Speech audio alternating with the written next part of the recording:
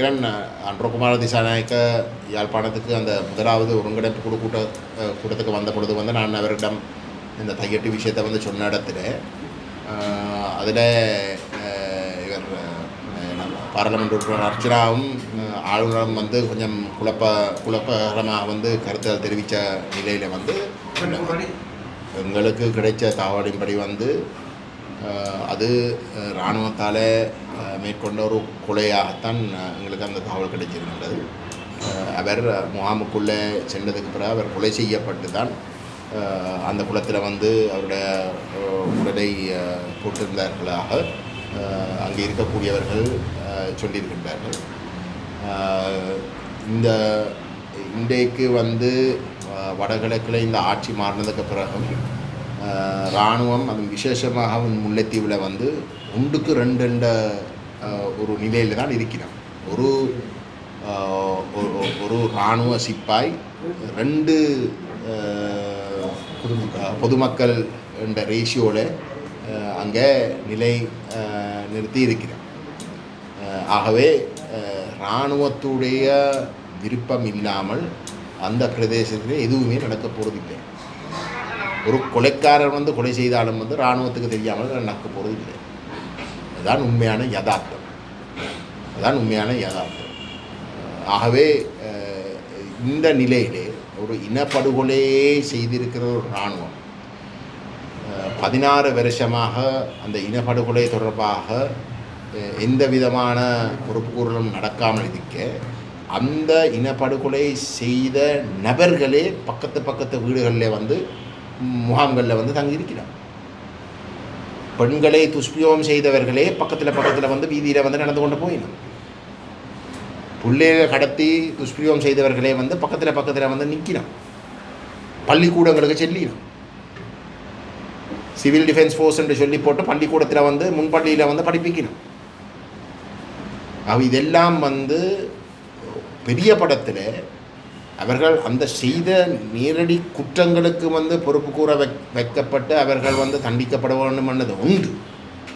ஆனால் அவர்கள் அப்படி நடந்திருக்கிற ஒரு நிலையிலே தொடர்ந்தும் அவர்கள் தண்டிக்கப்படாமல் அந்த மக்கள் மட்டத்திலே தொடர்ந்தும் இருக்கிறது என்றது அந்த மக்களை இன்னும் ஒரு மிக மோசமான ஒரு மன உளைச்சலுக்கு தள்ளி அவர்களை மனதை உடைக்கிறதுக்கு திட்டமிட்டு நடத்துகிற ஒரு செயலாகத்தான் நாங்கள் பார்க்குறோம்.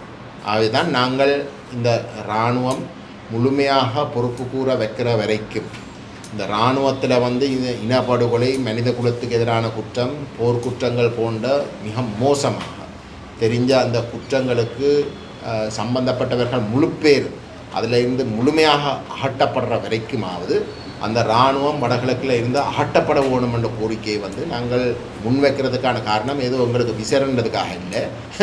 அவர்கள் அங்கே இருக்கக்கூடாது. அந்த மக்களுக்கு அவர்கள் இருக்கிறதே வந்து ஒரு ஆபத்து. அந்த வகையில் தான் நாங்கள் அந்த கோரிக்கையை முன்வைக்கிறோம் என்றதையும் நாங்கள் இந்த இடத்துல வந்து சுட்டி காட்ட வேண்டும். இந்த இராணுவம் தொடர்ந்தும் அதே ஒரு இனப்படுகொலை வெறியிலே தொடர்ந்தும் இருக்கிற வரைக்கும் அங்கே இருக்கக்கூடிய எந்த ஒரு தமிழ் மக்களுக்கும் வந்து பாதுகாப்பு இருக்க போவதில்லை.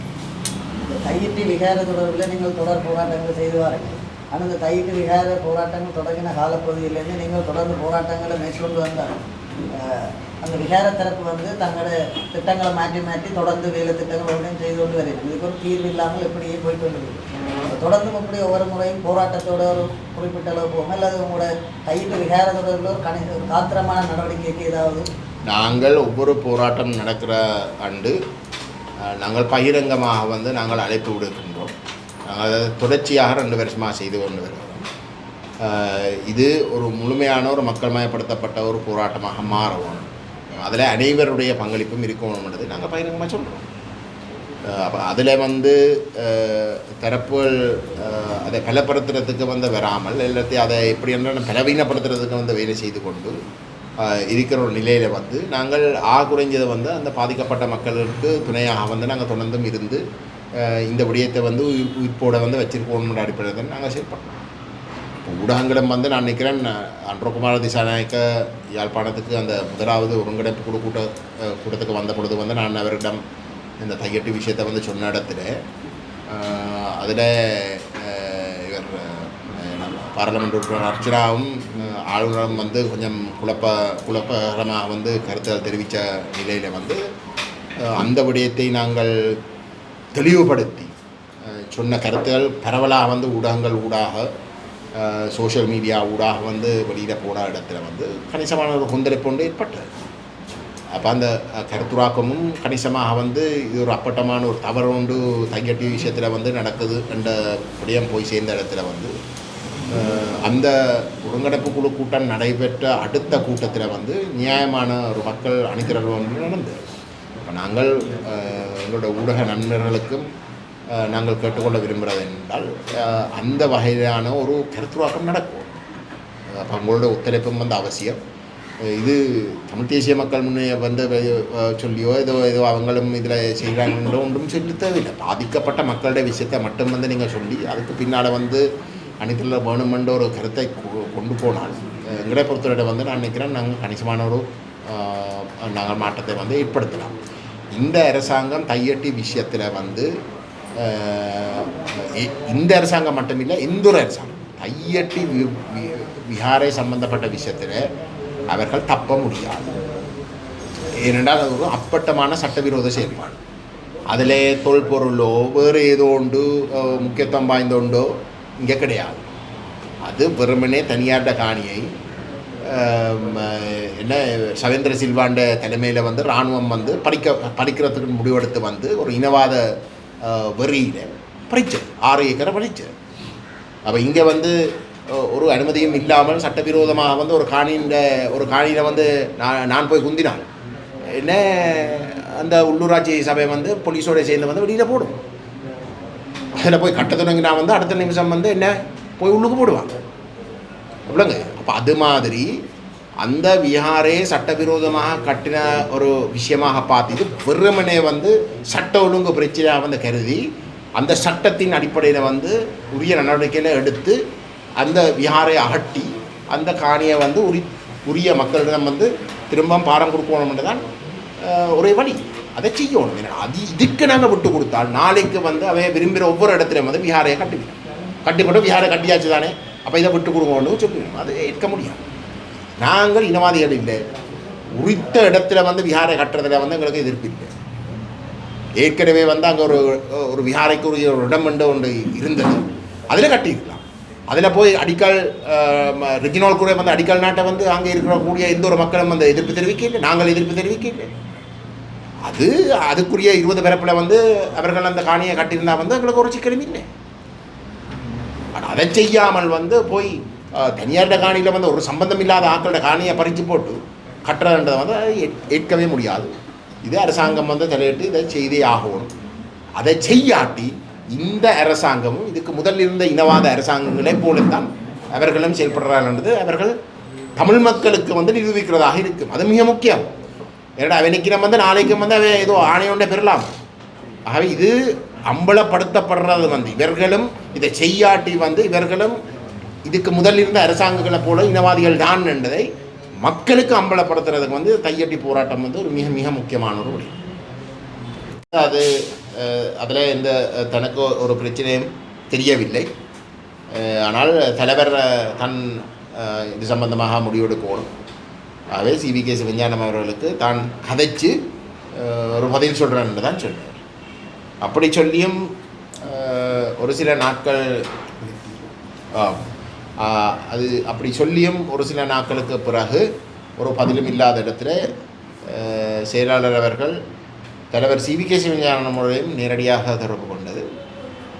அப்பொழுது CVK சிவஞானம் அவர்கள் வந்து கஜேந்திரனுக்கு சொல்லியிருந்த வந்து தங்களுடைய செயற்குழு கூட்டம் நடைபெறும், ஏதோ ஒரு குழு ஒன்று வச்சிருக்கிறாங்களா. இப்போ அந்த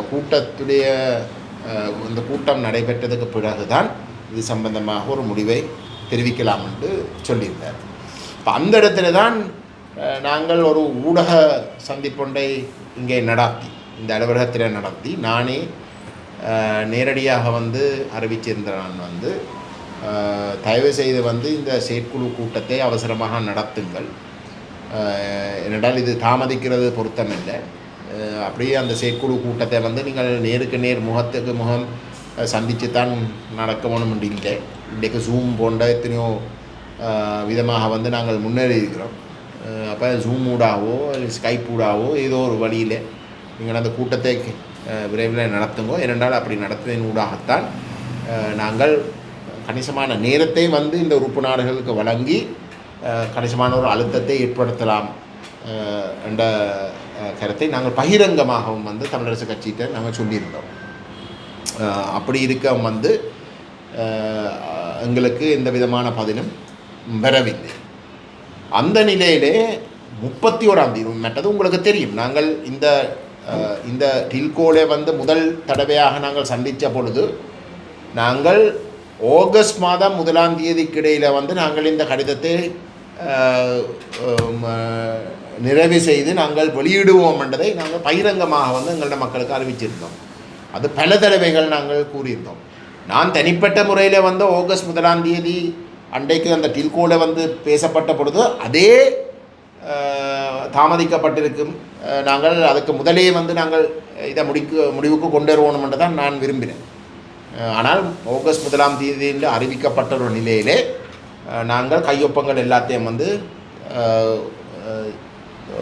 என்ன சேர்த்து முடிக்கிறதுக்குரிய ஒரு முயற்சியை மேற்கொண்டு 31ஆம் தேதி நாங்கள் இதை வெளியிடுறதுக்கு தயாராக இருந்த இடத்துல 31ஆம் தேதி காலையில் திரு காண்டிபன் அவர்கள், சட்டத்தரணி காண்டிபன் அவர்களுக்கு பாராளுமன்ற உறுப்பினர் சத்தியலிங்கம் தொடர்பு கொண்டு எங்களை சந்திக்க விருப்பம் என்று தெரிவிச்சிருந்தார். தமிழரசு கட்சி எங்களை சந்திக்க விருப்பம் என்று தெரிவிச்சிருந்தார். அப்போ அந்த நிலையில் வந்து நான் திரு காண்டிபன் அவர்களுக்கு எங்களுடைய செயலாளரும் மற்ற பங்காளி தமிழ் தேசிய பேரவையுடைய பங்காளிகளுடையும் கதைச்சதுக்கு பிறகு நாங்கள் இந்த கையொப்பம் வந்து இந்த கடிதத்தில் வந்து தமிழரசு கட்சியினுடைய கையொப்பம் வாடுறது முக்கியம். ஆகவே நாங்கள் உடனடியாக இன்றைக்கே நாங்கள் சந்தித்து விசேஷமாக இந்த ஏற்கனவே நாங்கள் அவர்களிடம் கொடுத்திருக்கின்ற இந்த கடிதம் தொடர்பாக ஒரு முடிவை அவர்கள் சொல்ல வேணும் என்று நாங்கள் விரும்புகிறோம் என்றதையும் நாங்கள் சத்தியலிங்கம் அவர்களுக்கு தெரிவிச்சிருந்தோம். அப்பொழுது நினைக்கிறேன் சுமந்திரன், செயலாளர் சுமந்திரனோட கதைச்சு பேசி தாங்கள் 31ஆம் தேதி பின்னேரமே சந்திக்கலாம். ஏனென்றால் 31ஆம் தேதி பின்னேரம் சுவிஸ் தூதரகத்துடைய ஒரு நிகழ்வு ஒன்று கொழும்பிலே ஒரு ஹோட்டலிலே நடைபெற்றது. அதில் நானும் அதுக்கு செல்ல இருந்தேன். திரு சுமந்திரனும் சத்தியலிங்கமும் அங்கே செல்ல இருந்தவை. ஆகவே அதை முடிய வந்து நாங்கள் சந்திக்கலாம் என்று கேட்கப்பட்டது. அப்போ அந்த இடத்துல வந்து நான் சொன்னேன், சரி இந்த கடிதத்தை பரிசீலிக்க தயார் என்றால் சிவில் சமூக தலைவர்களும் அந்த நிகழ்வில் கலந்து கொள்வார்கள். விசேஷமாக திரு கலாநிதி சட்டத்தரணி குமாரவடிவேல் குருபரனும் தமிழ் சிவில் சமூக அமையத்துடைய இணைப்பாளர் திரு சிங்கம் அவர்களும் கலந்து கொள்வார்கள். ஆகவே அவர்களையும் இந்த கூட்டத்திலே பங்கு பெற கேட்கலாம் என்றும் நாங்கள் அறிவித்து 31ஆம் தேதி இரவு 9 மணிக்கு அந்த நிகழ்வு முடிய அந்த ஹோட்டலிலே நாங்கள் அனைவரும் சந்திக்கிறதுக்கு முடிவெடுத்திருந்தோம். அப்பொழுது நாங்கள் எங்களுடைய செயலாளர் யாழ்ப்பாணத்தில் இருந்தவர், அவருக்கும் அவசரமாக அறிவித்து அவர் உடனடியாக வந்து புறப்பட்டு அவரும் கொழும்புக்கு அந்த சந்திப்புக்கு வந்து சேர்ந்தவர். அப்போ அந்த சந்திப்பை வந்து துடக்கி வச்சதே திரு சத்தியலிங்கம் அவர்கள். சத்தியலிங்கம் அவர்கள் வந்து துடக்கி வச்ச தான் இந்த நாங்கள் சந்திக்க வேணும் என்று தமிழரசு கட்சிக்குள்ளேயும் வந்து வலியுறுத்தி இந்த முயற்சியை வந்து திரு காண்டிபன் அவர்கள் தனிப்பட்ட முறையிலேயும் தெரிஞ்சிருந்தபடியால் வந்து அவர் ஊடாக வந்து இந்த முயற்சியை ஆரம்பித்தது என்ற கருத்தை சொல்லித்தான் தொடங்கினார். சொல்லி தொடங்கின இடத்துல வந்து அடுத்ததாக வந்து நான் அங்கே பேசி நான் சொன்ன விஷயம் என்னென்றால், நீங்கள் வந்து எங்களுக்கு இந்த இருதரப்புக்கும் இடையிலே ஒரு புரிந்துரை ஏற்படுத்துறதுக்குத்தான் நீங்கள் கதைக்கிறதுக்குண்டு இன்றைக்கு காலையில் கேட்டிருந்தீங்கள். ஆனால் இந்த புரிந்துணர்வு வாரம் தான் பொறுப்புக்கூறல் விஷயத்திலே வந்து ஒரு புரிந்துணர்வு வரவும். அப்போ அந்த பொறுப்புக்கூறல் விஷயத்தில் வந்து நாங்கள் அவசரமாக வந்து இந்த கடிதம் ஒன்று அனுப்ப வேண்டி இருக்கிற இடத்துல திரு சுமந்திரன் அவர்கள் இந்த இந்த கடிதத்தை பார்த்து அதில் கொள்கை அளவில் தனக்கு எந்த விதமான எதிர்ப்பும் இல்லை என்று எங்களுடைய செயலாளருக்கும் அறிவிச்சிருந்த ஒரு நிலையிலே இது சம்பந்தமாக நீங்கள் ஒரு முடிவை எங்களுக்கு அறிவிக்கணும் என்ற விருப்பத்தோடு தான் நாங்கள் இந்த இந்த ஐநா சம்பந்தப்பட்ட விஷயத்தை முதல்ல பேசி ஒரு இணப்பாட்டுக்கு வருவோம் என்று கேட்டிருந்தோம் என்ற விஷயத்தையும் சொல்லியிருந்தோம். அந்த இடத்துல வந்து திரு சுமந்திரன் அன்றைக்கு திரும்ப எங்களுக்கு முன்னால் வந்து வலியுறுத்தினவர் வந்து அதாவது தான் கஜேந்திரனுக்கு அன்றைக்கே சொன்னதாக வந்து தான் கொள்கை அளவில் வந்து இந்த கடிதத்தில் இருக்கக்கூடிய உள்ளடக்கங்களோட எந்த விதமான பிரச்சனையும் தனக்கு கிடையாது. ஆனால் தலைவர் CVK சிவஞானத்துக்குத்தான் இந்த கடிதத்தில் வந்து கையொப்பம்ன்றதை பெருசாக விரும்ப இல்லை என்றால் ஏதோ நாங்கள் பொய் சொன்னதாக நாங்கள் ஏதோ ஒரு இடத்துல வந்து ஏதோ பொய் கொண்ட சொல்லியிருக்கிறோம் என்று சொல்லி அவர் தான் கொஞ்சம் குழம்புறார்.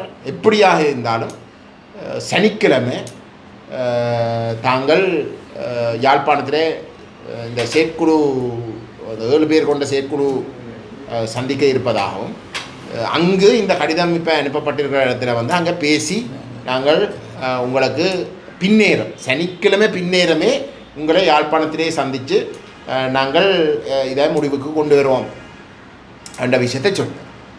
அப்போ அந்த இடத்துல தான் அவர் சொன்னார், நீங்கள் ஏற்கனவே எல்லாத்தையும் தயாரிச்சிட்டீர், அப்போ நாங்கள் சில வழியில் கொஞ்சம் திருத்தங்களை செய்ய விரும்பினால் என்ன மாதிரி என்று கேட்ட இடத்துல வந்து நாங்கள் சொன்னாங்க வந்து நாங்கள் உங்களுக்கு 25ஆம் தேதியே வந்து நாங்கள் அனுப்பியிருந்தோம், நீங்கள் விரும்பின திருத்தத்தை வந்து நீங்கள் அன்றைக்கு செய்து கொடுக்கலாம்ன்றதை நாங்கள் கேட்டிருந்தோம். ஆனால் இன்றைக்கு நாங்கள் 1ஆம் தேதி ஆகஸ்ட் மாதம் 1ஆம் தேதி நாங்கள் வெளியிடுறதுக்கு இருந்த நேரத்தில் வந்து நீங்கள் 31ஆம் தேதி எங்களோட தொடர்படுத்து இடத்துல தான் நாங்கள் இன்றைக்கு வந்து இந்த கடிதம் சம்பந்தமாக கதைக்கிறோம். இப்போ வந்து நீங்கள் இந்த இந்த திருத்தம் என்ற பேரில் வந்து இருக்கிறத வந்து நீங்கள் வெட்ட சொல்லி சொன்னால் வந்து நாங்கள் திரும்பவும் வந்து எல்லாரோடையும் வந்து கதைச்சி பேசி அது தாமதிக்க போகுது வந்து எங்களுக்கு நேரம் இருக்க போகிறது இல்லை. ஆனால் நீங்கள் இந்த பலப்படுத்துகிறதாக இருந்தால் எங்களை பொறுத்தவரை வந்து தாமதித்தாலும் பரவாயில்லை. குறைக்கிறதுக்கு வந்து எந்தளவுக்கு எங்களை எல்லோரும் கையொப்பம் விட்டு இருக்கிற ஆக்கள் எப்படி சொல்லிக்கணும்னு சொல்ல தெரியாது. பலப்படுத்துகிறண்டா வந்து நாங்கள் நிச்சயமாக வந்து அவங்களோட கதைச்சி பேசி நாங்கள் யோசிக்காத விஷயத்தை வந்து இதுக்குள்ளே சேர்க்கிறது இன்னும் ஒரு ஒரு பலமான ஒரு கடிதமாக இதை கொண்டு வரதென்றால் நிச்சயமாக வந்து நாங்கள் கொஞ்சம் தாமதித்தாலும் நாங்கள் எங்களுடைய இந்த கையொப்பம் விட்டு இருக்கிற தரப்புகளோட கதைச்சி பேசி நாங்கள் 2-3 நாட்கள் எடுத்தாலும் வந்து பரவாயில்லை. ஆனால் இதில் இருக்கிற தரத்தை குறைக்கிறதுண்டா வந்து அதை எந்தளவுக்கு தூரத்துக்கு பொருத்தம்னு சொல்ல தெரியாது. ஆனால் நீங்கள் உங்களுடைய ஆக்களோட கதைச்சி பேசி நீங்கள் எங்களுக்கு அறிவிங்கன்னு தான் நாங்கள் சொன்னோம். வேற ஒன்றும் நாங்கள் சொல்லி இதை நீங்கள் இப்படித்தான் செய்யணும் வேற ஒன்றும் செய்யக்கூடாது நாங்கள் எந்த ஒரு இடத்துல வந்து சொல்ல இல்லை. சரி, இந்த உங்களுக்கு கொடுத்துருக்கிற இந்த வாட்ஸ்அப் ஸ்க்ரீன்ஷாட் அதில் மிக தெளிவாக இருக்குது. நீங்கள் விரும்பின திருத்தங்களை செய்யலாமன்றதில் தான் இந்த அடிப்படையில் தான் அவர்களுக்கு வந்து நாங்கள் ஜூலை மாதம் 25ஆம் தேதி வந்து நாங்கள் தெரிவிச்சிருந்தோம். ஆனால் அவர்கள் இதில் கையொப்பம் விடுற இல்லை என்று சொல்லி அந்த கூட்டம் முடிஞ்சதுக்கு பிறகு ஊடகங்களை சந்தித்து நான் நினைக்கிறேன் திரு சுமந்திரன் அவர்களுடைய தலைமையில் வந்து ஒரு ப்ரெஸ் கான்ஃபரன்ஸ் நடத்தி ஒரு அப்பட்டமான பொய்யை எங்களை பற்றி வந்து நாங்கள் நடந்து கொண்ட விஷயங்களை பற்றி வந்து ஒரு அப்பட்டமான பொய்யை சொல்லி அவர்கள் வந்து கையொப்பம் விட போகிறதில்லை என்று அறிவிச்சிருக்கிறோம். நாங்கள் அன்றைக்கு பின்னேரம் அந்த ப்ரெஸ் கான்ஃபரன்ஸ் அவர்கள் கூடி அந்த ப்ரெஸ் கான்ஃபரன்ஸை வச்ச பின்னேரம் வந்து எங்களுடைய உறுப்பினர்கள் வந்து யாழ்ப்பாணத்தில் சந்திக்கிறதுக்கு இணங்கியிருந்தாங்க. நேரத்தையும் வந்து குறிச்சிருந்த 5 மணிக்கு. அப்படி இருக்க வந்து அந்த கூட்டத்தை நடத்துகிற இல்லை என்று அது கூட்டம் நடத்த தேவையில்லைன்றது கூட இது ஒரு சம்பிரதாயத்துக்காவது வந்து எங்களுக்கு அறிவிக்கிறீங்க.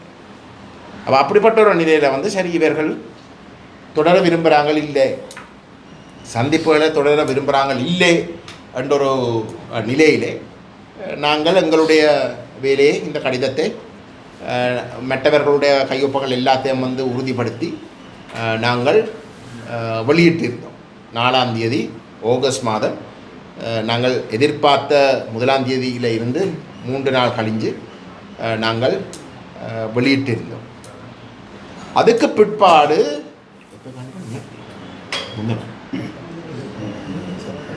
போன வியாழக்கிழமை நாங்கள் அந்த ஹோட்டலில் சந்தித்த பொழுது நாங்கள் சனிக்கிழமை அவர்களுடைய செயற்குழு கூட்டம் முடிய பின்னேரம் 5 மணிக்கு சந்திக்கிறது இணங்கினது. அதுக்கு பிற்பாடு அது இந்த கடிதம் சம்பந்தமாக சனிக்கிழமை 5 மணிக்கு சந்திக்கிறான்றது வந்து இந்த கடிதம் சம்பந்தமாக இருந்தது, கையொப்பமிடுறது சரி. ஆனால் அதை தாண்டி வியாழக்கிழமை முந்த நாள் 7ஆம் தேதி வியாழக்கிழமை கொழும்பில் வந்து 5 மணிக்கு என்னுடைய வீட்டில் வந்து சந்திக்கிறதுக்குண்டும் நாங்கள் இணங்கி இருந்தோம். ஆனால் சனிக்கிழமை கூட்டத்தில் வந்து எங்களுக்கு அந்த கூட்டத்தில் வந்து சந்திக்க வரப்போகிறது இல்லைன்றது எங்களுக்கு ஒரு சம்பிரதாயபூர்வமாக கூட அறிவிக்காத நிலையில் இவர்கள் தொடர்ந்தும் எங்களோட அந்த தொடர்பு வச்சிருக்க விரும்பவில்லை என்ற அடிப்படையில் நாங்கள் எங்களுடைய வேலைகளை தொடர்ந்து செய்ய தொடங்கினோம். அந்த நிலையில் வந்து அந்த வியாழக்கிழமை காலையில் வந்து திரு காண்டீபன் அவர்களுக்கு சத்தியலிங்கம் திரும்பவும் வந்து ஒரு மெசேஜ் அனுப்பினா வந்து இல்லை பின்னேரம் வந்து நாங்கள் ஏற்கனவே இணங்கின மாதிரி சந்திக்கிறோமா. அந்த சனிக்கிழமை இணங்கின சந்திப்பை பற்றி ஒரு கதையும் இல்லை. ஆனால் திடீரென்று வந்து வியாழக்கிழமை 7ஆம் தேதி காலையில் வந்து அப்படி ஒரு மெசேஜ் ஒன்று போடப்படுது. அப்போ நான் திரு காண்டீபன் அவர்களுக்கு சொன்னேன், நான் எங்களுடைய செயலாளர் வந்து வர இருந்தவர், ஆனால் வர இல்லை. ஏனென்றால் அவர்கள் தொடர்ந்து அந்த சந்திப்பில் செய்கிறதுக்கு விரும்ப இல்லை என்ற ஒரு முடிவுக்கு தான் நாங்கள் வர வேண்டி வந்தது. என்னடா ஒரு தொடரும் இல்லை, எங்களை பற்றி போய் தான் சொல்லி ஊடகங்கள். ஆகவே நாங்கள் வந்து அந்த சந்திப்பு நடக்காதுன்ற அடிப்படையில் நாங்கள் எங்களுடைய வேலைகளை பார்த்து கொண்டிருந்த நிலையில் தான் இந்த மெசேஜ் வருது. அப்போ அவர்களுக்கு நாங்கள் சொல்லியிருக்கிறோம் வந்து அவர்கள் தொடர்ந்து சந்திக்கிறதுக்கு விருப்பமாக இருந்தால் நாங்கள் வாரக்கிழமை இந்த அடுத்த கிழமை வந்து நாங்கள் யாழ்ப்பாணத்தில் வச்சு நாங்கள் சந்திக்கலாம். எங்களுடைய உறுப்பினர்கள் அனைவரும் வந்து யாழ்ப்பாணத்தில் இருப்பார்கள் என்பதையும் நாங்கள் சொல்லியிருக்கிறோம். நான் இதை ஏன் சொல்கிறேன்டா, எங்களை பொறுத்தவரையில் வந்து நாங்கள் ஒரு வெளிப்படைத்தன்மையாக இயங்க விரும்புகிற ஒரு அமைப்பு. நாங்கள் கடந்த பாராளுமன்ற தேர்தலுக்கு பிறகு நாங்கள் எங்களுடைய அமைப்பினுடைய சிந்தனைகள் தொடர்பாக வெளிப்படைத்தன்மையாக நாங்கள் இயங்க விரும்புகிறோம் என்ற அடிப்படையில் தான் நாங்கள் ஊடகங்களையும் வந்து நாங்கள் சந்தித்து கொண்டு வரோம். வேறு வேறு துறை சார்ந்தவர்களையும் வந்து நாங்கள் அமைதியாக வந்து சந்தித்து எங்களுடைய கருத்துக்களை அவர்களிடம் வந்து பகிர்ந்து கொண்டு வருகிறோம். எங்களை பொறுத்தவரையில் வந்து இந்த இனம் ஒரு மிக முக்கியமான ஒரு திருப்பு முனையில் இருக்குது. நாங்கள் இந்த 5 வருஷத்துக்குள்ளே தமிழ் தேசிய முன்னுக்கு போகுதா இல்லாட்டி ஒரு முட்டுப்புள்ளிக்கு வரப்போகுதான்னு தீர்மானிக்க போகிற ஒரு 5 வருஷம். ஆகவே அந்த தீர்மானமும் தமிழ் தேசம் முன்னுக்கு போக போகிறதாக இருந்தால் நாங்கள் ஒரு இணக்கப்பாட்டுக்கு வந்தே ஆகணும். ஏனென்றால் நாங்கள் பிரிஞ்சு நிற்கிறதால வந்து அறுதி பெரும்பான்மையை தமிழ் தேசியத்துக்காக நாங்கள் நிரூபிக்க இல்லாத ஒரு நிலையிலே இருக்கிறோம் போன பாராளுமன்ற தேர்தலுக்கு பிறகு. ஆகவே நாங்கள் ஒரு இணக்கப்பாட்டுக்கு வந்தே ஆகணும். நாங்கள் ஒரு இணக்கப்பாட்டுக்கு வாரதாக இருந்தால் நாங்கள் இந்த விளையாட்டுகளை விடையினால் பொய்யலை சொல்லி ஏமாற்றி கொண்டு நாங்கள் போக முடியாது. அந்த அடிப்படையில் தான் அது அரசியல் கட்சிகளோடு செய்கிற பொய்கள் கதைகள் செய்கிற சதிகள் அது ஒரு பக்கம் இருக்குது. மற்ற அமைப்புகளோட கூட வந்து அப்படி புழங்கிறான். அப்படி புழங்கினா வந்து இந்த ஒற்றுமை வரப்போகிறது இல்லை. இந்த ஒற்றுமை வராட்டி வந்து எங்களுக்கு அந்த பெரும்பான்மை ஆணையம் எங்களோட பக்கம்தான் இருக்கின்றதை வந்து நாங்கள் நிரூபிக்க முடியாத ஒரு நிலையில் நாங்கள் தொடர்ந்தும் இருக்கத்தான் போகிறோம். ஆகவேத்தான் நாங்கள் ஒரு கொள்கை அளவில் முடிவெடுத்து நாங்கள் இந்த கலாச்சாரத்தை மாற்றுறதுக்குரிய ஒரு முயற்சியை நாங்கள் மேற்கொள்கிறோம். அந்த ஸ்பிரிட்டில் அந்த பாணியில் தான் நாங்கள் இன்றைக்கும் எங்களை பற்றி இந்த கடிதம் எழுதுகிற விஷயத்தில் சொல்லப்பட்ட பொய்களை தெளிவுபடுத்தி நாங்கள் எங்களோட மக்களுக்கு இந்த உண்மை நிலைமையிலே வெளிப்படுத்த விரும்புகிறோம். மற்றது தமிழ் ஒரு கட்சி இப்போ இதில் வந்து இந்த கையொப்பங்களை எடுக்கிறதுல வந்து பொறுப்படுத்து செயல்பட்ட கட்சி என்றா வந்து தமிழ் தேசிய மக்கள் முன்னணி. ஆனால் அதில் நினைக்கிறேன் ஒரு குற்றச்சாட்டு ஒன்று யாரோ முன் வச்சதை வந்து ஒரு ஊடக அமைப்பு தங்களுடைய பெயரை தங்களுடைய அனுமதி இல்லாமல் வந்து நாங்கள் சேர்த்தோமாக அது ஒரு அரசியல் கட்சி தங்களுடைய வயிற்று பிழைப்புக்காக செய்ததாகவும் வந்து ஒரு பதிவு வெளியிடப்பட்டது. நாங்கள் அதையும் வந்து உங்களுக்கு சொல்ல விரும்புகிறோம் என்னென்றால், நாங்கள் வந்து சிவில் சமூக தரப்புகளிடம் வந்து கையொப்பம் எடுக்கிற வேலையை நாங்கள் பொறுப்படுத்த இல்லை. நாங்கள் அரசியல் கட்சிகளிடம் இருந்து கையொப்பம் எடுக்கிற வேலையை மட்டும்தான் நாங்கள் பொறுப்படுத்தது. நாங்கள் வேறு எந்த ஒரு கையொப்பம் எடுக்கிற வேலையிலையும் நாங்கள் இறங்கவில்லை. அந்த வகையில் வந்து எங்களோட வயிற்று பிழப்புக்காக வந்து நாங்கள் எவரையும் சேர்க்க வேண்டிய தேவையும் எங்கள்கிட்ட இல்லை, சேர்க்காமல் விடுறதுக்கான தேவையும் எங்களுக்கு இல்லை. மாறாக வந்து அரசியல் கட்சிகளை பொறுத்தவரையிலே நாங்கள் அதை தான் பொருட்படுத்துகிறாங்க. வந்து நாங்கள் தமிழரசு கட்சியை கடைசி நேரம் வரைக்கும் அவர்களை எப்படின்றாலும் வந்து இதில் சேர்த்து அரவணைச்சு போகிறது தான் நாங்கள் விரும்புகிறோம். அது எங்களுடைய முடிவாக இருக்கின்றது.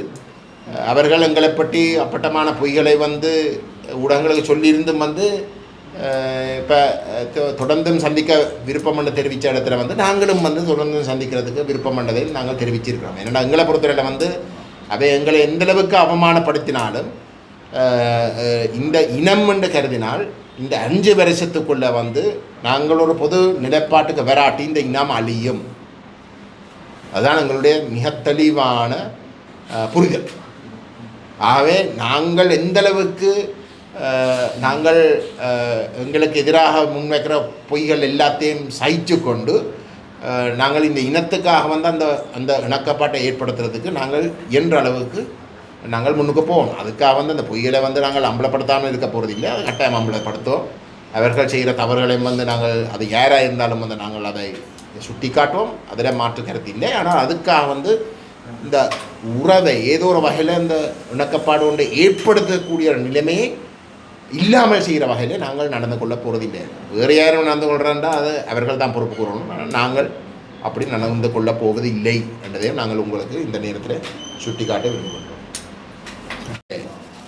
திரு CVK சிவஞானம் அவர்களும் சுமந்திரன் அவர்களும் வந்து ஜூலை மாதம் 25 எழுதின மெசேஜில் நான் ஆங்கிலத்தில் தான் எழுதினேன் வந்து நான் உங்களுக்கு அதை வாசிக்கிறேன்.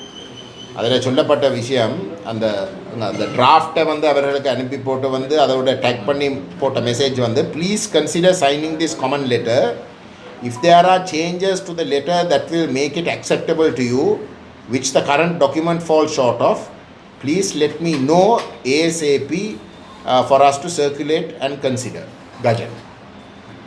அவ்வளோங்க. அதில் வந்து எந்த ஒரு இது செய்யலாம் அது செய்யலான்ட்டு எந்த ஒரு நிபந்தனையும் அங்கே கிடையாது.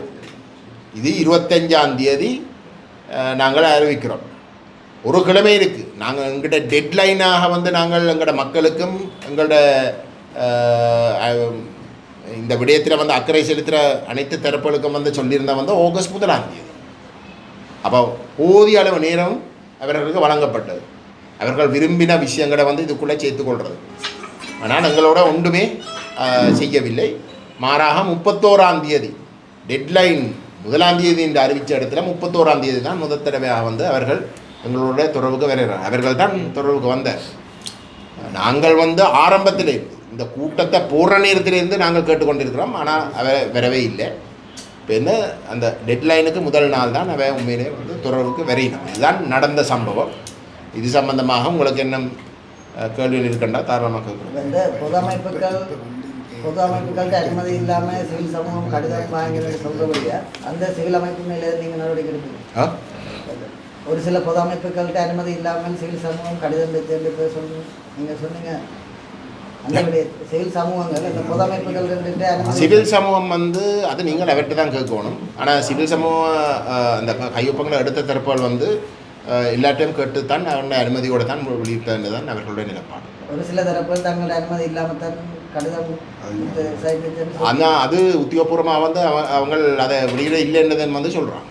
அந்தந்த தரப்புகள் நாங்கள் கேட்குற இடத்துல வந்து அது உத்தியோகபூர்வமாக வந்து நாங்கள் அப்படி அறிவிக்க இல்லைன்றதுன்னு சொல்கிறாங்க. அப்போ இதில் வந்து உண்மையாக நீங்கள் எல்லாம் இன்வெஸ்டிகேட்டிவ் ஜேர்னலிஸ்ட் தானே, இப்போ உண்மையாக அறியுங்கோ.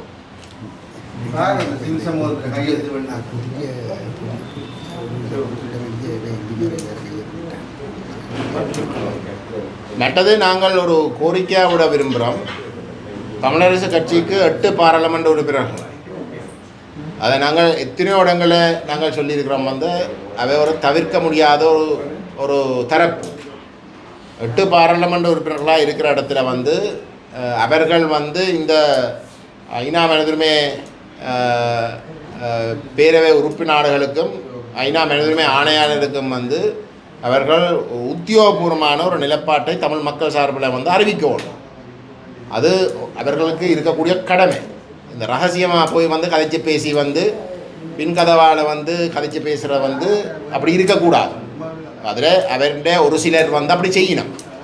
மக்கள் ஏற்றுக்கொள்ளாத ஒரு சிலர் வந்து அமைதியாக ரகசியமாக போய் பல சந்திப்புகளை செய்யணும்.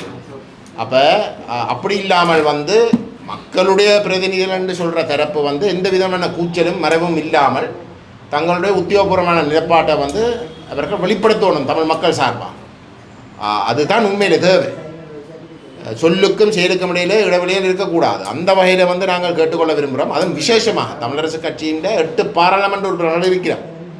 மெட்டவே மக்களுக்கு பெருசாக பொறுப்பு கொடுக்க தேவையில்லை என்றால் வந்து அவர்கள் நேரடியாக மக்களால் தெரிவு செய்யப்படாதார்கள். ஆனால் அந்த 8 பாராளுமன்ற உறுப்பினர்கள் இருக்கிறோம் வந்து அவர்களுக்கு ஒரு பொறுப்பு இருக்கின்றது. அவர்களுக்கு ஒரு பொறுப்பு இருக்கின்றது வந்து அந்த தங்களுக்கு வாக்களித்து தங்களுக்கு ஆணையை கொடுத்த தரப்பு என்ற வகையில் இந்த பொறுப்புக்கூறல் சம்பந்தப்பட்ட விஷயத்தில் தமிழ் தேசம் ஒரு இன அழிப்புக்கு உள்ளாக்கப்பட்டிருக்கின்ற ஒரு நிலையிலே ஒரு சர்வதேச குற்றவியல் விசாரணை நடத்திய ஆகணும் என்ற நிலப்பாட்டை அவர்கள் ஏற்றுக்கொள்வதாக இருந்தால் அதை அவர்கள் பகிரங்கப்படுத்தி இந்த உறுப்பு நாடுகளுக்கு வந்து அதை எப்படி முன்னுக்கு கொண்டு போகிறது தொடர்பாக அவர்கள் வெளிப்படுத்த வேண்டும். எழுத்து மூலமாக வெளிப்படுத்தி அதை வெளிப்படையாக வந்து உலகத்துக்கு தெரியக்கூடிய வகையிலே அவர்கள் செயல்பட வேண்டும் என்று நாங்கள் அவர்களிடம் தாழ்மையோடு வந்து கேட்டுக்கொள்ள விரும்புகின்றோம்.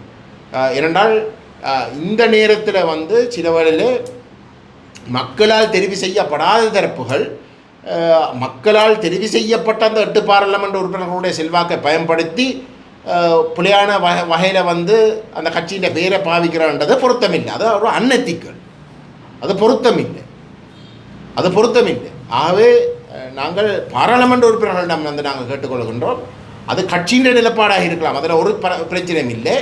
அப்படியாக இருந்தால் அந்த பாராளுமன்ற உறுப்பினர் கட்சியின் நிலப்பாடுக்கும் தங்களுக்கும் இடையில் ஒரு இடைவெளியும் இல்லாட்டி வந்து கட்சியுடைய நிலப்பாட்டோடு வந்து பாராளுமன்ற உறுப்பினர்களும் வந்து கையொப்பம் விட்டு ஒரு கருத்தொண்டை வெளிப்படுத்தணும் என்று நாங்கள் தாழ்மையிடம் கேட்டுக்கொள்கின்றோம். பேந்து சொல்லக்கூடாது வந்து அது கட்சி என்ன செய்ய எங்களுக்கு அவை இதை வந்து எங்களுக்கு அதுக்கு தொடர்பில்லை, உங்களுக்கு தெரியும் தானே கட்சிக்குள்ளே என்ன பிரச்சனை இருக்குன்றதை வந்து சொல்லக்கூடாது. ஏனென்றால் பாராளுமன்ற உறுப்பினர்களுக்கு தான் அந்த பொறுப்பு இருக்குது. ஆகவே நாங்கள் தயவுடன் கேட்டுக்கொள்கின்றோம் வந்து அவர்களுக்கு மக்கள் வழங்கியிருந்த ஆணைக்கு அவர்கள் அந்த ஆணையினுடைய பெருமதியை சரியாக விளங்கி கொண்டு இந்த தமிழ் மக்களுக்கு நடந்த இனப்படுகொலைக்கு சர்வதேச குற்றவியல் ஒரு விசாரணை ஒன்று தொடர்பாக அவர்கள் அதை மிக ஆணித்தரமாக வலியுறுத்தி ஒரு கருத்தை தெரிவிக்க வேணும் என்பதை நாங்கள் தாழ்மையுடன் கேட்டுக்கொள்ள வேண்டும்.